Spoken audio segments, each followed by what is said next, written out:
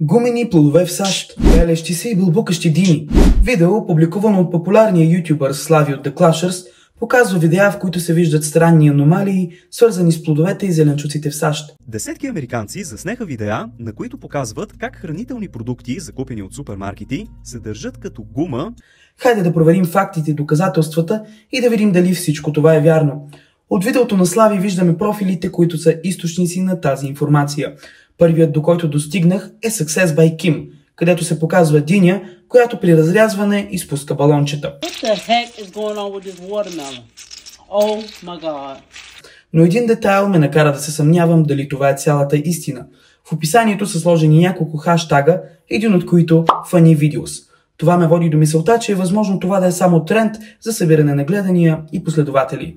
В друг клип на Габриела Нелзен Мейкъп, който също видях от видеото на Слави, кората на динята се бели, както Слави описва, като нейлон.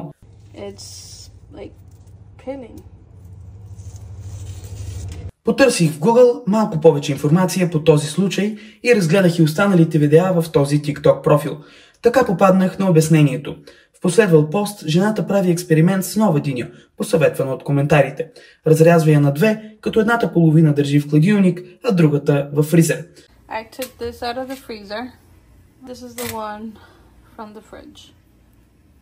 Когато ги измива с вода, се оказва, че беленето на динята се получава, ако преди това тя е била замразена.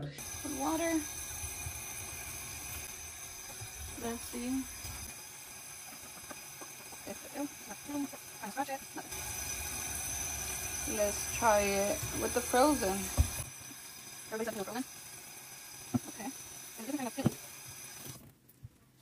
Явлението се дължи на факта, че дините биват транспортирани в камиони, снабдени с камерни помещения, където усвояват влага.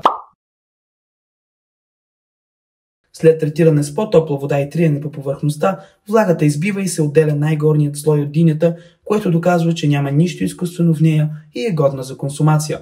След като направихме проучване и сравнихме данните за двете видеа, те показват, че видеото с аномалията има 20 милиона гледания, докато второто, показващо реалните причини и факти, има само 300 хиляди. Затова проверявайте всяка информация, на която попаднете, и се наслаждавайте на плодовете.